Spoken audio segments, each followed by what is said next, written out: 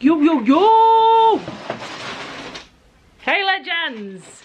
Welcome to another video with me. Today, I have discovered a new artist that I really love. His name is Daniel Butterworth, and I'm going to have a little chat to you about how I'm going to take a little bit of inspiration from him to make some other artworks. So when I was doing my HSC, so here in Australia, when you get to the end of high school, you do year 12, it's what you call HSC, high school certificate, you do exams, all that, blah, blah, blah. For my final piece of artwork for visual arts, I created this massive 2 by 3 meter artwork with panels on cardboard, old cardboard boxes. So I had a bit of a tutor at the time because I was a bit lost with my artwork, and he had an old fridge box that he gave me, and he suggested I use sticks. Here I am today. I use sticks with inks to create my artworks around war. I did this whole really serious artwork around war and the impacts on innocent people that wars have. I did really well. I think I got 90% or something, but I loved working with the cardboard box, and I used to do this thing where I used to have my artworks laid out on the floor in the art room at school, and someone would come in and step on it, and I'd be like, oh my gosh, you're stepping on my artwork, and they'd be like, oh, I'm so sorry, I'm so sorry, and then I'd laugh and be like, actually don't care, go for it, step on it. It actually adds to it, because I was doing this whole war thing. Anyway, I so enjoyed that, but then I literally haven't done it since. I haven't worked on cardboard box since. I recently have started working on more recycled materials, being shopping bags, and I even did a painting. If you've seen, you may have seen a reel or a short where I actually did a painting of a 40 spotted pardalote on a piece of cardboard, and it was a bit of an experiment.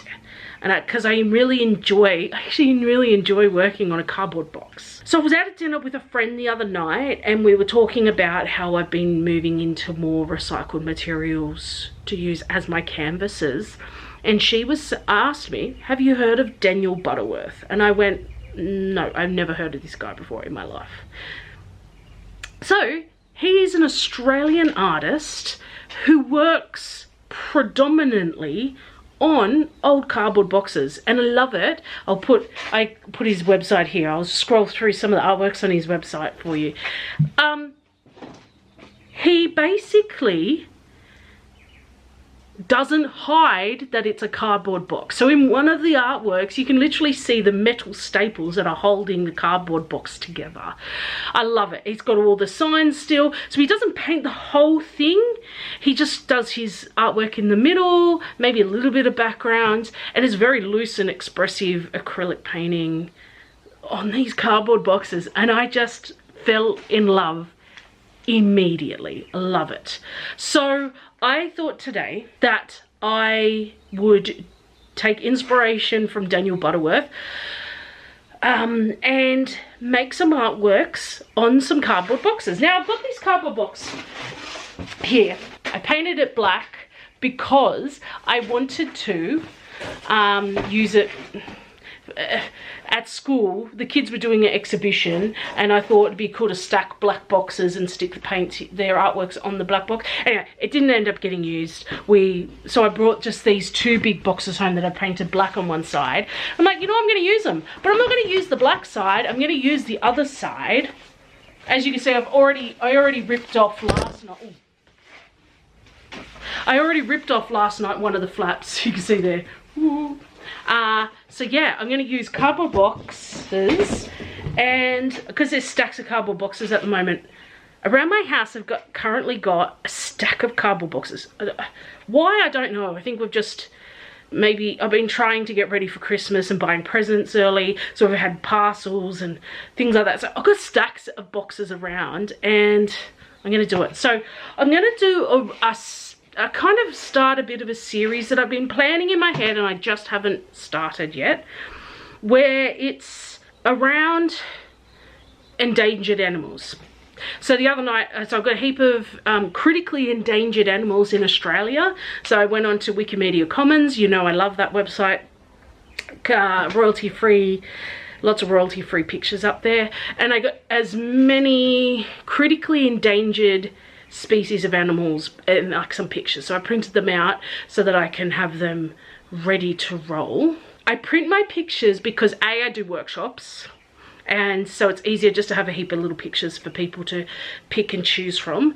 And B, I like to get footage from my phone and my camera so that I can do shorts and reels and long form videos on YouTube and things like that. But if I'm using my phone for a reference image, I can't use it to record as well. So I print them out and I laminate the ones I want to use for my workshop so I can keep reusing them over and over again. I know it's not great for the environment, but my goal is that I'm going to use the bejeebies out of these forever. I'm going to do both acrylic paints and acrylic inks. Maybe mix the two, I'm not sure. This is a play, it's a cardboard box, so if it doesn't work out, I can go pop it in the recycling bin. It's not a big deal. This is not a big deal. So shifting from sketchbook, because I've been doing so much in my sketchbooks. So shifting from my sketchbook where it's so no pressure, low pressure, do what you want. If it stuffs up, doesn't matter, flip the page, whatever. To doing what potentially could be in an exhibition one day. But it's on cardboard, so it doesn't matter, because I can chuck them in the recycling bin and get a new box. Get cracking. I would say I'm going to put you down because that's usually what I do. But not this time. This time I'm going to have to get my easel out, my metal easel, which I don't know where it is. It's in here somewhere.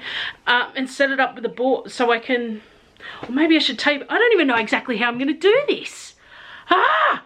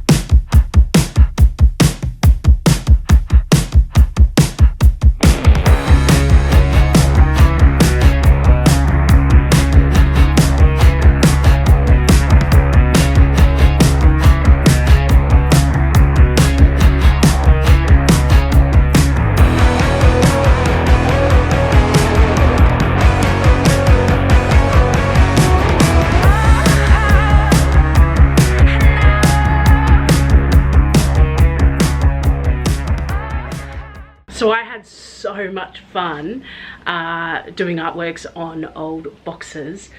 I'm going to show you everything I did now. I started off painting using acrylic paint on the cardboard boxes. I didn't actually record this one, but I was working on 2 Corroboree frogs at the same time. This is the one you watched me do, and then this one I had on the side because whenever I had extra paint, I just kind of popped it. I actually really like how the both of these turned out. Really happy. I tried to do this funky thing and I used blue and stuff. I ended up just trying to stick very much to the colors of the Corroboree frog. I then tried to add an eye, but you can't actually see the eye. In the reference photo, you can't see the eye because the eye's just incorporated in the black.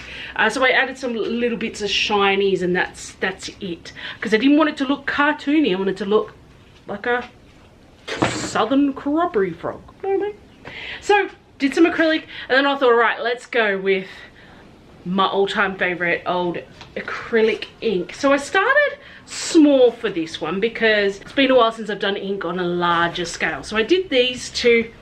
Not massive fan of this one. Kind of looks a bit, how you going? But this one's really cool. So this was a, it's a type of parrot that's endangered in Australia. I can't remember exactly which one. And it's flying. And I started printing my reference photos really small. So I can't see and get bogged down in all those little tiny details.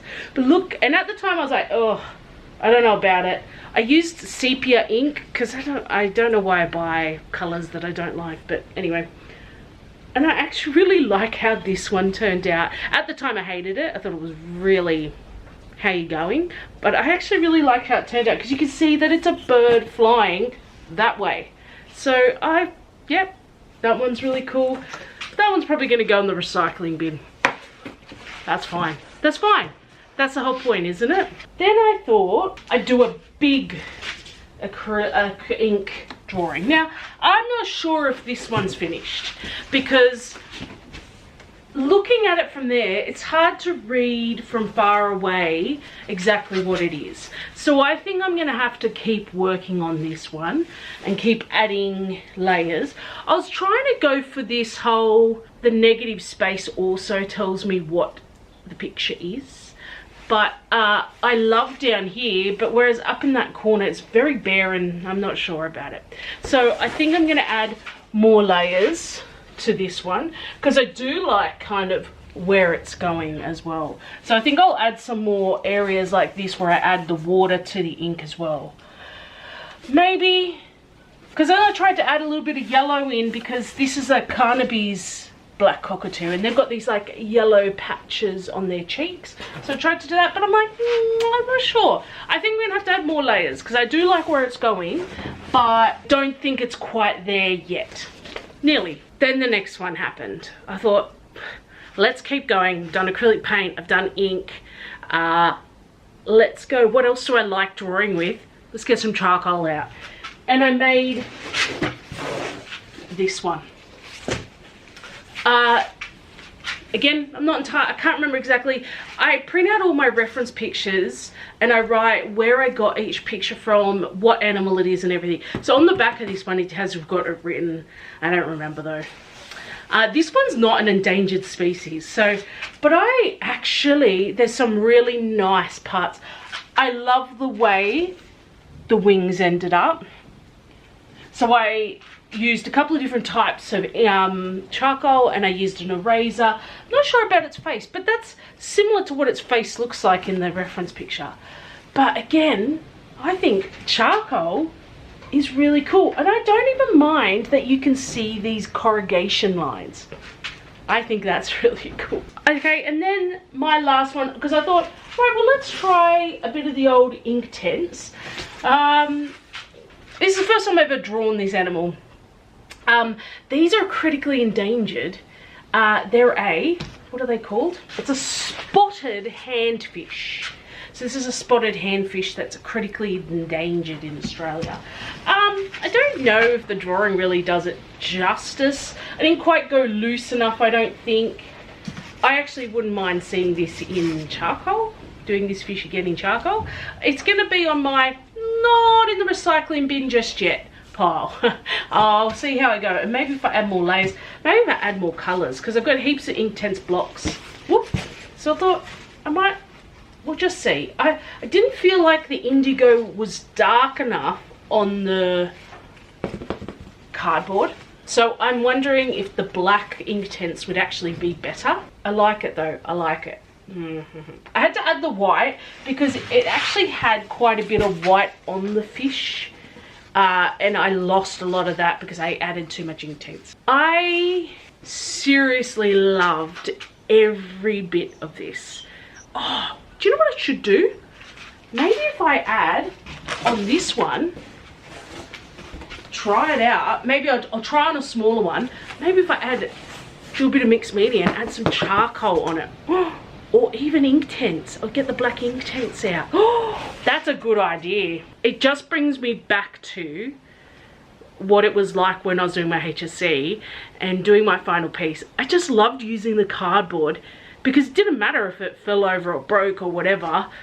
It was all part of it. It was all part of the fun of working on recycled cardboard boxes. Thank you so much for joining me. Comment below what other recycled materials. I did a short the other day.